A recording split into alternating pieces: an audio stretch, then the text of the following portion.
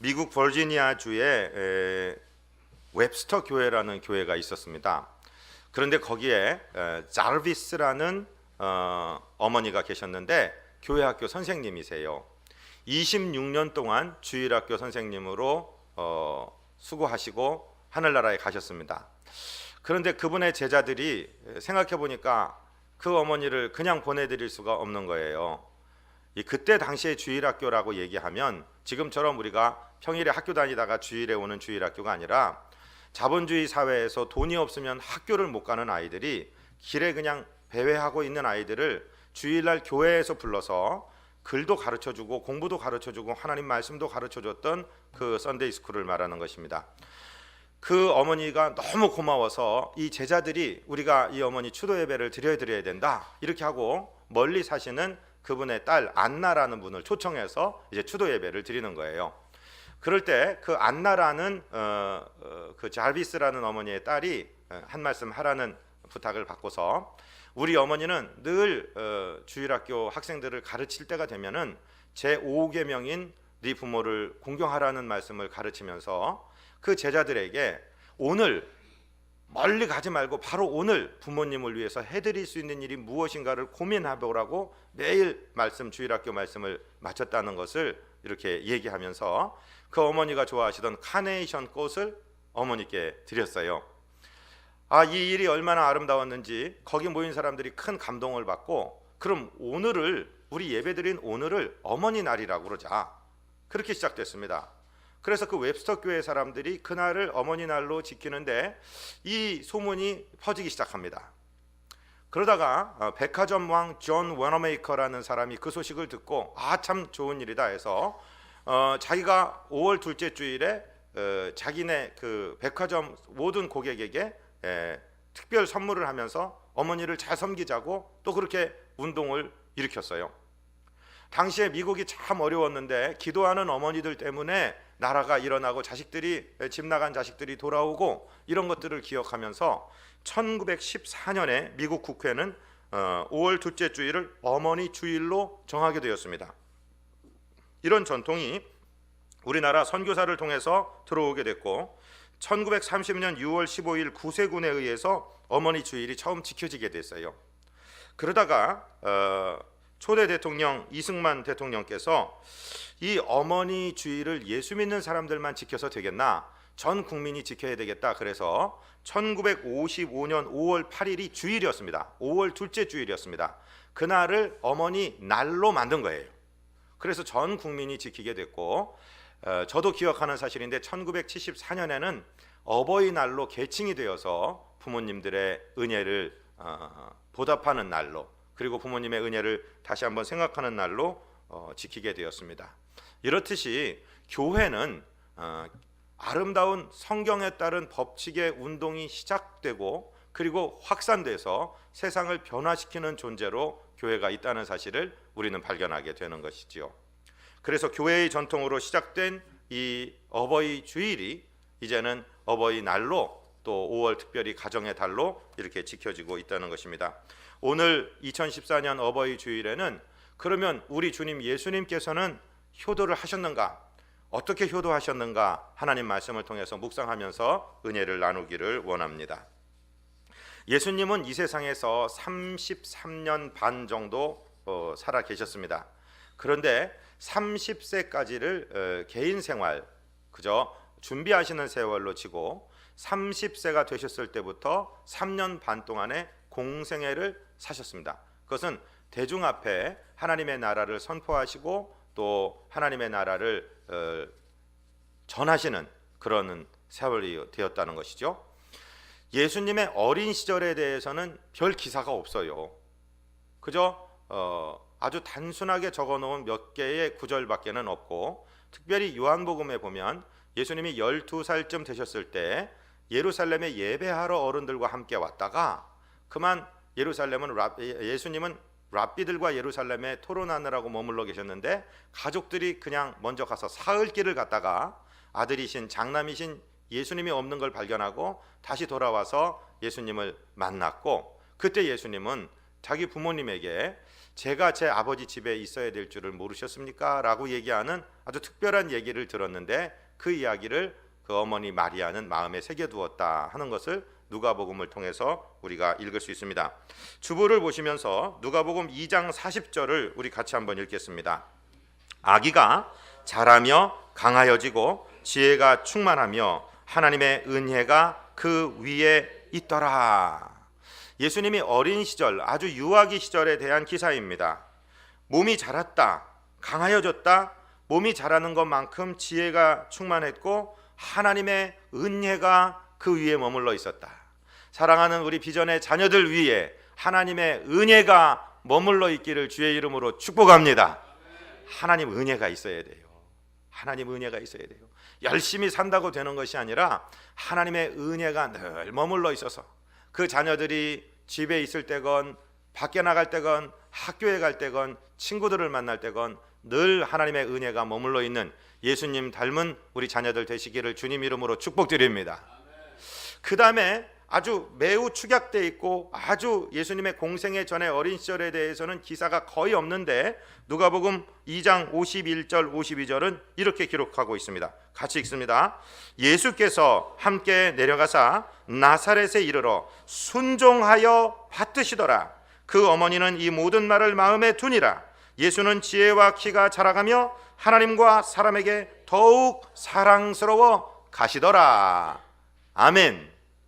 예수님이 지혜가 자라고 키가 같이 자라시면서 하나님께 사랑스럽고 사람에게도 사랑스러워 가셨다라는 얘기, 그것으로 끝나는 게 아니라 이 짧은 몇 구절이 안 되는 예수님의 유년 시절을 이야기하는 이 기사 가운데 어머니께 순종했다라는 이 이야기를 빼놓지 않고 성경의 저자는 기록하고 있다는 사실입니다. 지금 읽은 누가복음 2장 51절에 보면은 나사렛에 이르러 순종하여 받드시더라. 여기서 순종했다는 얘기는 부모님께 순종했다는 것이죠. 사랑하는 자녀들이여 부모님께 순종하며 자라기를 주님 이름으로 축복드립니다.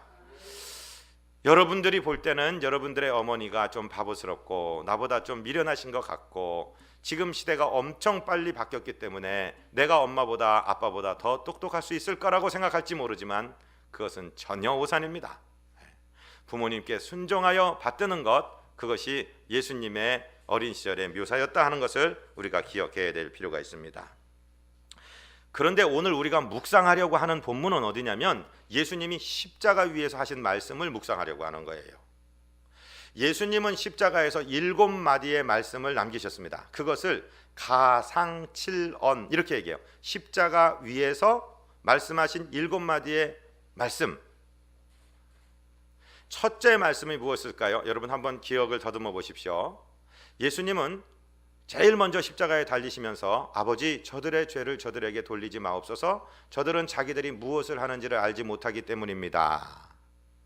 두 번째는요, 오른쪽의 강도가 예수님을 향해 예수여 당신의 나라에 임하실 때 나를 좀 기억해 주옵소서. 그러니까 내가 진실로 진실로 너에게 이르노니 오늘 밤 네가 나와 함께 낙원에 있을 것이다. 세 번째 말씀이 오늘 이 말씀이에요. 여자여 보소서 아들이니이다. 네 번째 말씀이 보라 네 어머니다. 다섯 번째 말씀이 내가 목마르다. 여섯 번째 말씀이 다 이루었다. 일곱 번째 말씀이 아버지 내 영혼 아버지 손에 부탁하나이다. 이렇게 7마디의 말씀을 남겼는데 정말로 정말로 중요한 그 고통의 6시간의 십자가 형틀 위에서 7마디의 중요한 아주 중요한 메시지가 되는 말씀을 남기셨는데 그 중에 3언과 4언, 즉 세 번째 이야기와 네 번째 이야기가 바로 효도에 관한 말씀이었다는 사실을 오늘 공부하기를 원하는 것입니다. 당신이 고통스럽고 괴로운 가운데 자기 이제 십자가 지고 죽었다가 부활하신 다음에 40일 있다가 하늘나라로 올라가실 것을 당신은 다 알고 있습니다. 내 육신의 어머니 마리아, 내 어머니를 이제 어떻게 하면 좋을까? 거기서도 고민하고 있어요. 그러면서 오늘 본문이 시작되는 것입니다. 오늘 본문 25절과 26절을 우리 다시 한번 읽겠습니다. 요한복음 19장 25절입니다. 예수의 십자가 곁에는 그 어머니와 이모와 글로바의 아내 마리아와 막달라 마리아가 섰는지라.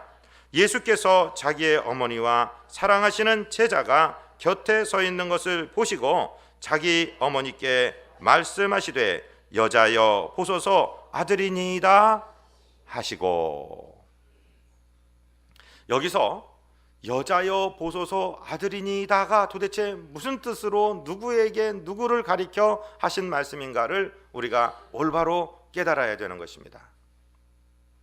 예수님이 십자가에 달리셨는데 예수님 십자가 밑에는 여자들이 4-5명 있었습니다.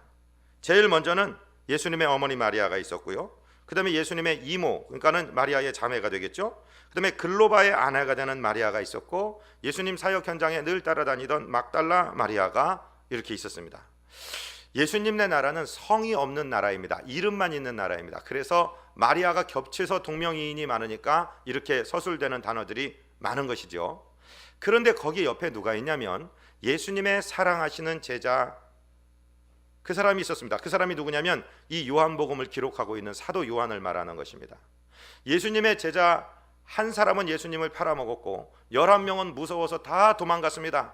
그런데 이 막내인 요한은 용기 있게 다시 도망가던 길을 멈추고 예수님의 십자가 아래 지금 있는 거예요. 예수님께서 그 사실을 발견하시고 여자여 보소서 아들이니이다. 여기서 아들이라는 얘기는 잘못 해석하면 당신 여자여 내가 당신 아들입니다, 나를 가리키는 것이라고 착각하기 쉬운데 그렇지가 않습니다. 문맥을 통해서 잘 읽어보십시오. 예수님의 어머니 마리아가 자기 사랑하신, 예수님께서 사랑하시는 그 막내인 요한 옆에 있는 것을 보시면서 하시는 말씀이고, 26절과 27절은 연결되어 있는 말씀입니다. 그러니까 예수님은 어머니 보세요, 이제 내가 어머니를 모셔야 될 사명을 다 하지 못하고 하늘나라에 가는데 이제 내 제자, 사랑하는 내 제자 요한이 어머니의 아들로서 어머니를 모실 것입니다. 그러니 어머니 옆에 있는 요한을 보십시오. 요한이 당신의 아들입니다. 이렇게 얘기하시는 거예요. 그리고 27절에 요한아 너의 어머니시다 이렇게 얘기합니다. 우리가 성경을 읽으면서 조금 어색해하는 본문이 바로 여자여라는 단어입니다. 아니 예수님이 무슨 버릇이 없으신 분인가? 왜 어머니에게 어머니 안 하고 여자여라고 부르는가? 그때 당시에 이 여자여라는 말을 이 헬라 말로 하면은 저를 한번 따라하십시오. 귀나이. 네. 이것은 귀 부인을 부르는 용어래요. 그렇다고 해서 자기 어머니를 귀 부인 뭐 마담 뭐 이렇게 부를 수가 있냐 이 말이죠. 예수님은 왜 이 중요한 순간에 당신의 어머니에 대해서 어머니라는 단어를 쓰지 않고 여자여라는 단어를 쓰셨을까요? 예수님이 어머니를 여자여라고 부른 본문은 성경에 2번 나옵니다. 첫 번째는요, 요한복음 2장에 나오는데 요한복음 2장은 무슨 기사가 기록되어 있냐면은 가나의 혼인잔치의 기사가 기록되어 있어요. 가나의 혼인잔치는 예수님이 공생애를 시작하시는 시간입니다. 예수님이 초기 제자들을 부르시고 가나의 혼인잔치가 있어 예수님의 어머니와 같이 혼인잔치에 참석했는데 거기에 포도주가 떨어졌지요. 그러니까 예수님의 어머니가 이제 당신의 아들이 공적인 사역을 시작할 때가 된 것을 아시고 포도주가 없다라고 말씀을 하십니다. 그럴 때 예수님께서 여자여 이 일이 나와 무슨 상관이 있습니까? 내 때가 아직 이르지 못했습니다 하는 겸손한 말씀을 하시면서 물로 포도주를 만드시는 첫 번째 이적을 베푸시면서 당신의 공생애를 시작하셨어요.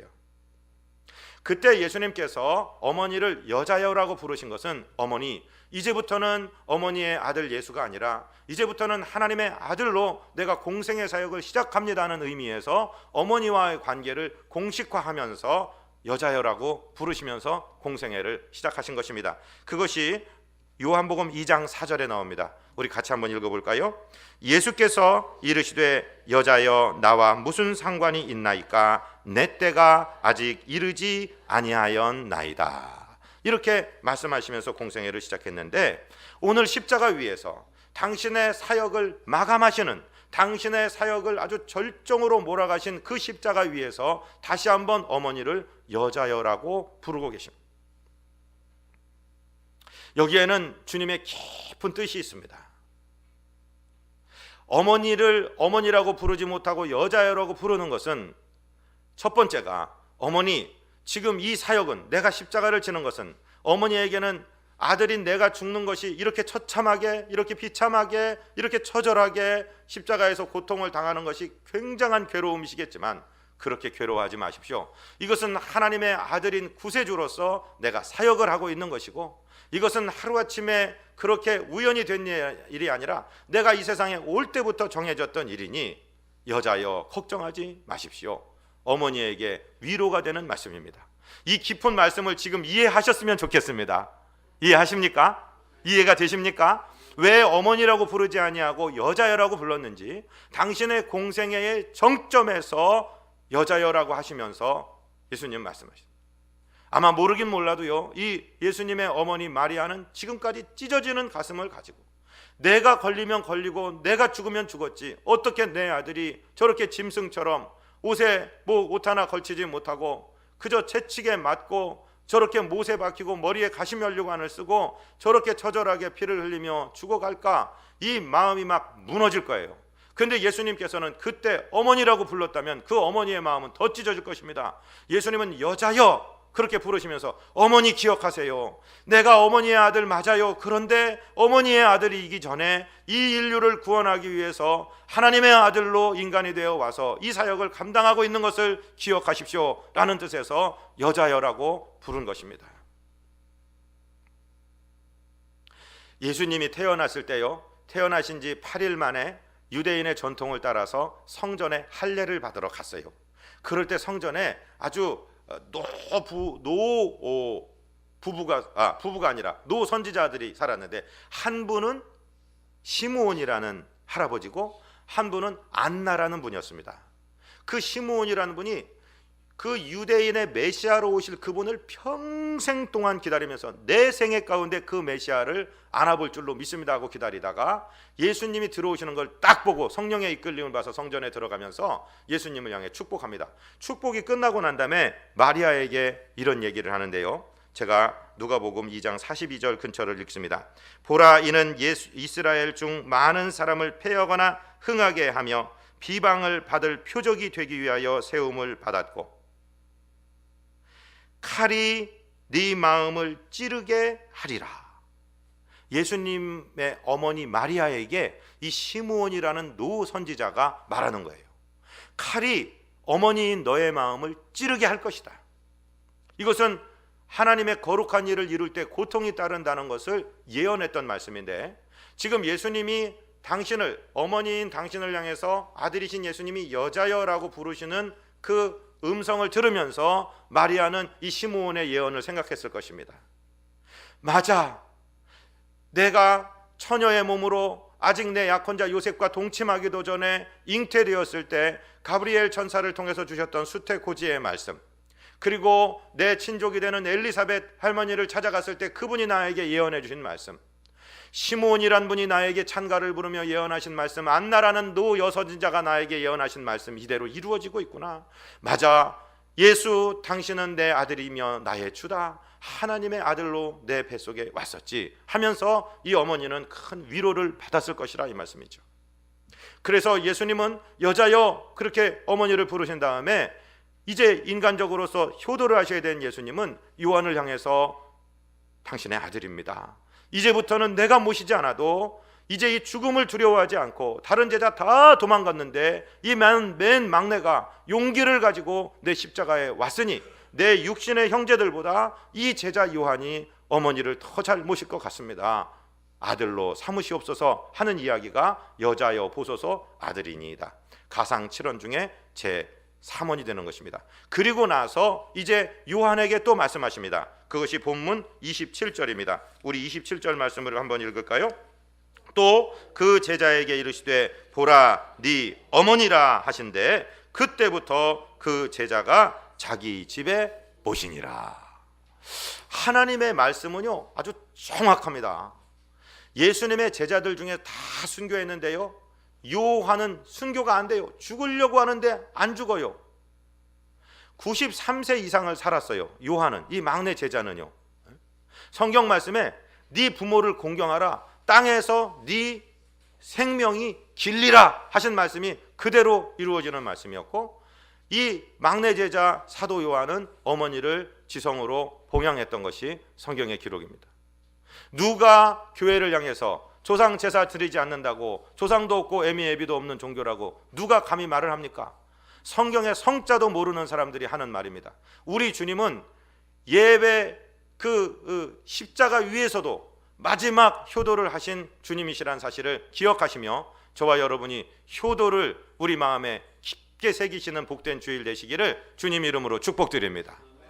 부모님 공경하라는 것은요, 성경이 구약과 신약에서 누누이 아주 일관적으로 말씀하시는 내용입니다.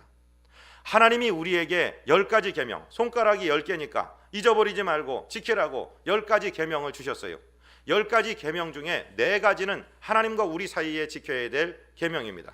너는 나 외에 다른 신을 두지 마라. 너를 위하여 우상을 만들지 마라. 내 이름을 망령되게 일컫지 말라. 안식일을 기록하여 거룩하게 지켜라. 4가지는 하나님과 우리 사이의 계명이에요. 제5계명, 5번째 계명부터 10번째 계명은 사람과 사람 사이에 지켜야 되는 계명이라는 것을 우리는 잘 알고 있습니다. 그런데 사람과 사람 사이에 지켜야 될 첫 번째 것이 무슨 도둑질하고 살인하고 간음하고 탐내고 거짓말하고 이런 게 아니라 부모 공경이라는 개념이 첫 번째, 인간과 인간 사이에서 가장 먼저 지켜야 될 계명으로서 하나님이 우리에게 주셨다는 사실을 우리는 기억해야 됩니다. 출애굽기 20장에 10계명이 처음으로 기록되고 있는데 20장 12절을 우리 같이 읽습니다. 네 부모를 공경하라. 그리하면 네 하나님 여호와가 네게 준 땅에서 네 생명이 길리라. 우리 주님이 말씀하셨습니다.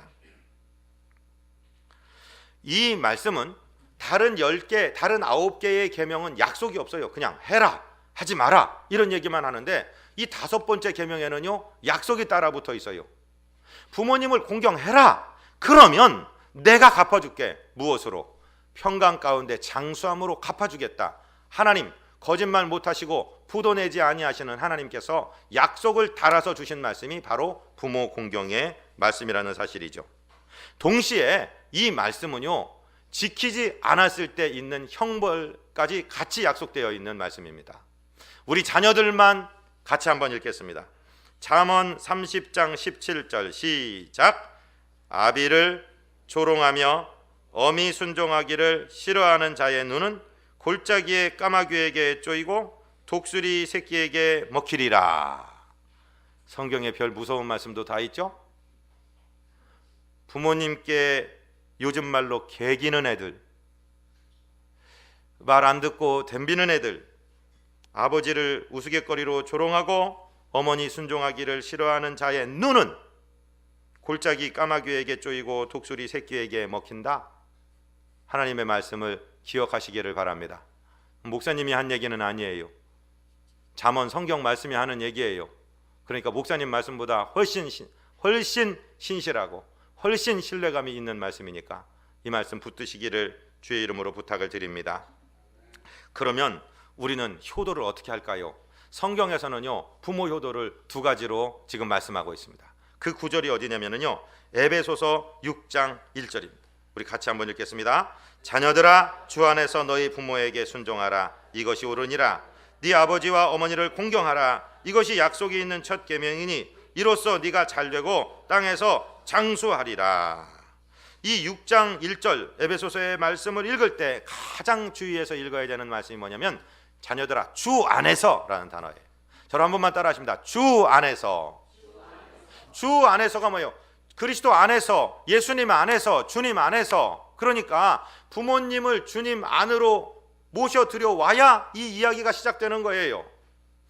자녀가 부모님에게 드릴 수 있는 최고의 효도는 부모님의 영혼이 구원받아서 영원한 생명을 얻으시고 천국에 가게 하시는 것, 구원을 선물해 드리는 것보다 더 큰 효도는 없어요.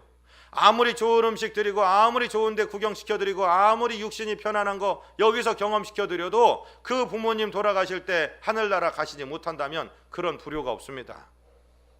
여러분, 수단과 방법을 가리지 마시고 부모님께 생명이신 영생의 길이고 천국의 길이신 예수님을 선물해 드리시기를 주님 이름으로 축복드립니다.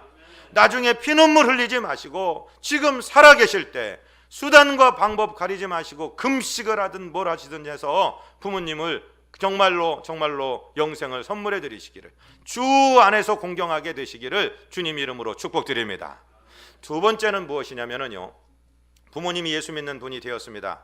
그러면 많은 사람들이 이제 잘못 생각해 갖고서는 부모님, 내가 부모님 좀 드리려고 했는데요, 교회에다 헌금했어요. 그러니까 부모님께 드릴 게 없어요. 그건 말이 안 됩니다. 예수님이 그 바리새인들을 향해서 그렇게 말씀하신 적이 있어요. 제가 마가복음 7장 10절부터 읽어드릴 테니까 한번 들어보십시오. 모세는 네 부모를 공경하라 하고 또 아버지나 어머니를 모욕하는 자는 죽임을 당하리라 하였거늘 너희는 이르되 사람이 아버지에게나 어머니에게나 말하기를 내가 드려 유익하게 할 것이 고르반 곧 하나님께 드림이 되었다고 하기만 하면 그만이라. 자기 아버지나 어머니에게 다시 아무것도 하여 드리기 허락지 아니하며 너희가 전한 전통으로 하나님의 말씀을 폐하며 또 이 같은 일을 많이 행하느니라. 이렇게 지적을 하셨어요. 어머니, 내가 어머니께 뭐 좀 드리려고 했는데, 돈 갖다 뭐 좀 사서 드리려고 했는데, 아버지 제가 뭘 드리려고 했는데, 그냥 교회에서 건축원금을 한대요. 그래서 고르반 하나님께 드리는 예물로 드리고 말았어요. 어머니 하늘나라 가서 복 받으세요. 이런 거 안 된다는 말이에요. 바리새인들에게 예수님이 지적하시면서 너희들이 만든 인간의 전통이 부모를 공경하라고 하는 하나님의 말씀을 어기지 않았느냐, 이런 일이 얼마나 많이 일어나느냐라고 그렇게 얘기했습니다. 사랑하는 성도님들, 정말 신앙생활하기 힘드시죠? 교회에다가 그 없는 데다가 헌금도 하셔야 되고 부모님도 섬겨야 되고 힘드시지만 두 가지 다 하시기를 주의 이름으로 축복드립니다. 하나님께서 은도 내 것이요 금도 내 것이라고 하신 주님께서 반드시 갚으실 줄로 믿습니다. 우리가 좀 허리띠를 졸라맨다 하더라도 부모님에 대한 사명을 잘 하시기를 부탁을 드립니다. 저 어버이 주일 때마다 욕먹을 각오하고 드리는 말씀입니다. 부모님 생활비 드려야 됩니다. 사랑하는 젊은 우리 형제 자매들이시여, 부모님 용돈 많이 드린 거 자랑하지 마세요. 부모님 어린이날 어버이날 뭐 많이 해드렸다고 자랑하지 마세요. 그건 보너스로 드리는 거고 기본적인 생활비를 드려야 그게 봉양이에요. 아멘 좀 하십시오. 아멘. 내가 좀 어렵더라도, 내가 좀 저축 늦게 하고, 내가 좀 집 좀 늦게 장만하더라도 부모님에 대한 사명을 다 하시면 하나님께서 그것을 멋지고 아름다운 것으로 갚아주실 줄로 믿습니다. 아멘 좀 크게 하십시오. 네, 이 사명을 감당해야 되는 거예요. 잠언 23장 24절 25절 읽습니다. 의인의 아비는 크게 즐거울 것이요 지혜로운 자식을 낳은 자는 그로 말미암아 즐거울 것이니라. 네 부모를 즐겁게 하며 너를 낳은 어미를 기쁘게 하라. 이 모든 약속들은요, 하나님께서 우리 머리에 복을 쌓아주시는 하나님의 약속 있는 계명인 줄로 믿습니다. 옛날에요, 미국에, 이거 자꾸 미국 얘기만 해서 죄송합니다만은 어떤 소년이 있었어요. 자기 어머니가 위독해요. 어머니를 너무 사랑하는데 마차를 타고 다니는 시대인데 마차를 구하기도 힘들어서 말에다가 어머니를 싣고 위독하신 어머니를 의원에게 가다가 그만 어머니가 세상을 떠났어요. 눈에서 눈물이 나왔어요. 내가 우리 어머니는 이렇게 보냈지만 다른 자녀들은 연로하신 어머니가 위급할 때 의사에게 빨리 갈 수 있는, 말보다 빨리 갈 수 있는 어떤 기계를 만들이라 그렇게 만들었어요. 그것도 귀족들만 타는 게 아니라 보통 사람들까지, 보통 중산층의 사람들까지 집집마다 자동차가 하나씩 있게 하리라. 그 사람이 헨리 포드고 포드 자동차가 그때 만들어진 거예요. 어머니를 사랑하는 마음에서 발명이 나오게 된다는 거죠.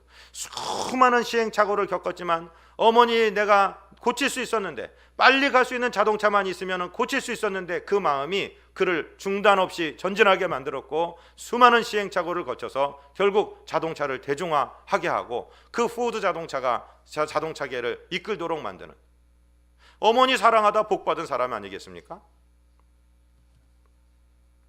1887년에 찰스 스틸웰이라는 소년이 있었습니다. 자기 어머니가 배달 일을 해요. 배달 일을. 이게 어머니가 연약한 어머니가 무거운 가방을 들고 이 집 저 집 배달을 해서 자기를 먹여 살린다 생각하는데 아주 어머니를 어떻게 하면 도와드릴 수 있을까, 어떻게 하면 도와드릴 수 있을까 생각하다가 종이 가방을 만들어야 되겠다. 종이는 흔한 것이니까 만들어서 그냥 갖다 주고 와도 되고 어머니가 무거운 가죽 가방 들고 다니면서 이렇게 되지 않도록 종이 가방을 만들어야 되겠다고 종이 가방을 만들어낸 것이 쇼핑백의 시작이에요.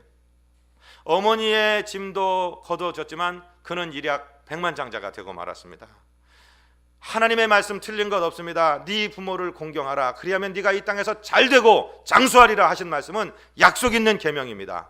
오늘 이 아침에 내가 부모에게 불효한 것, 그것 대해서 마음 아파하지 마시고 이제 어떻게 모시겠다는 결단을 하시는 멋지고 아름다운 어버이 주일 되시기를 주님 이름으로 축복드립니다.